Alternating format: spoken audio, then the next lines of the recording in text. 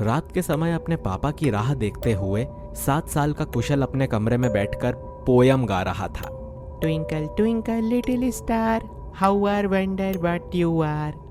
तभी अचानक कुशल के पीछे से एक बच्चे की डरावनी आवाज आई। Twinkle twinkle little star, how I wonder what you are.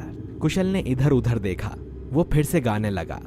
जब जब वो गा रहा था तब तब उसके पीछे से कोई वही गाना दोहरा रहा था। पहले तो कुशल को लगा कि उसकी माँ श्वेता उसके साथ मजाक कर रही है, लेकिन उसके कमरे में उसके सिवा और कोई नहीं था। अब उसे थोड़ा डर लगने लगा। वो धीरे धीरे फिर से गाने लगा। Twinkle twinkle little star, twinkle twinkle little star.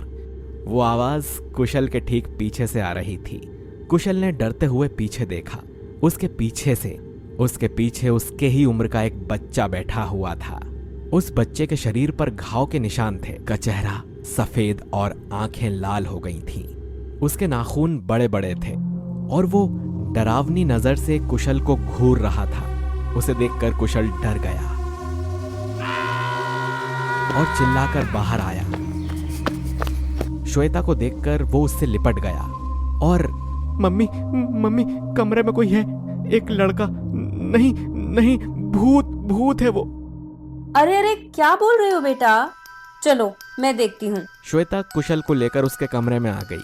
कुशल ने डर के मारे श्वेता का हाथ पकड़ रखा था।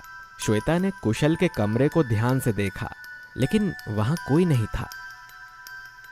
श्वेता ने कुशल से कहा कि अरे कमरे में तो कोई नहीं है, तुम ऐसे ही मस्ती कर रहे हो ना मेरे साथ।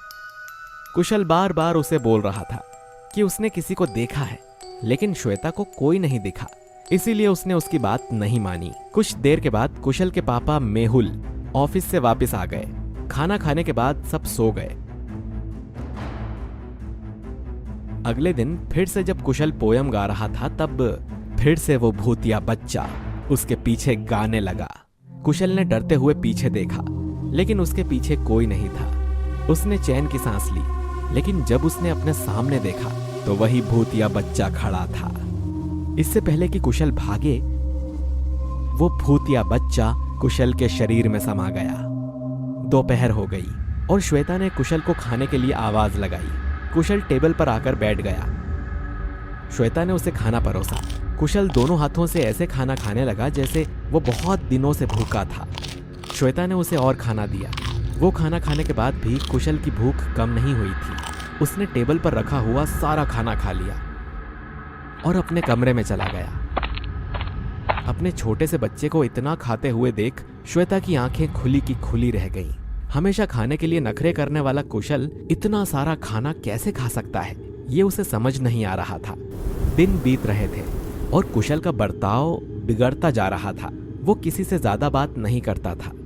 एक दिन श्वेता ने देखा कि कुशल अपनी गर्दन को घुटनों में रखकर बैठा हुआ था और वो अपने नाखूनों से अपने पैरों को कुरेद रहा था। उसके पैरों से खून बह रहा था। उसकी ये हालत देखकर श्वेता के पैरों के नीचे से जमीन सरक गई।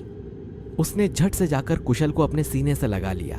कुशल को देखकर उसे अजीब लग रहा था। श्वेता को अब कुशल की भूत वाली बात पर विश्वास होने लगा था।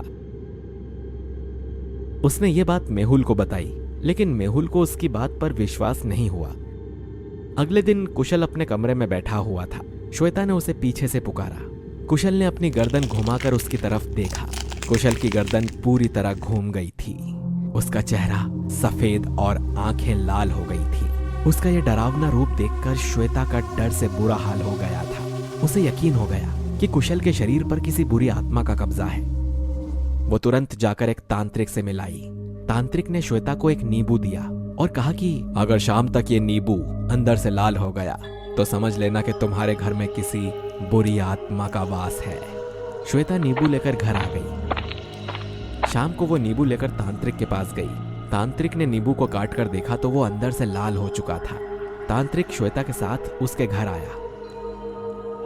श्वेता ने दरवाजा खोलकर देखा कि भूतिया बच्चा कुशल के शरीर पर हावी हो चुका था। वो मेहुल को हवा में उठाकर गोल गोल घुमा रहा था। ये सब देखकर तांत्रिक ने अपनी झोली से विभूति निकाली और कुशल के शरीर पर डाल दी। कुशल के शरीर से वो भूतिया बच्चा बाहर आ गया। वो गुस्से से जोर जोर से चिल्ला रहा था। तांत्रिक ने भूतिया बच्चे को एक रस्सी से बांध दिया। भूतिया बच्चे ने अपनी शक्ति से वो रस्सी तोड़ दी। उसने अब कुशल की गर्दन पकड़कर उसे मरोड़ना शुरू कर दिया था। वो बोल रहा था कि मुझे ये लड़का चाहिए, मुझे मेरी अधूरी इच्छाएं पूरी करने के लिए इसका शरीर चाहिए, और अगर मुझे इसका शरीर नहीं मिला तो मैं इसे भी मार डालूंगा। तांत्रिक ने भूतिया बच्चे पर गंगा जल का छिड़काव करना शुरू किया। तांत्रिक लगातार भूत भगाओ मंत्र का जाप कर रहे थे। पवित्र गंगा जल की शक्ति से कुछ ही देर में भूतिया बच्चा गायब हो गया। अपनी आंखों से कुशल के शरीर में भूतिया बच्चे को देखकर मेहुल को श्वेता की बात पर विश्वास हो गया था। श्वेता की सूझबूझ और समय सूचकता की वजह से आज उनके बेटे को भूतिया बच्चे से मुक्ति मिल गई थी। इस तरह की और भी मनोरंजक कहानियाँ देखने के लिए हमारे चैनल को सब्सक्राइब करें और बेल आइकन दबाना ना भूलें।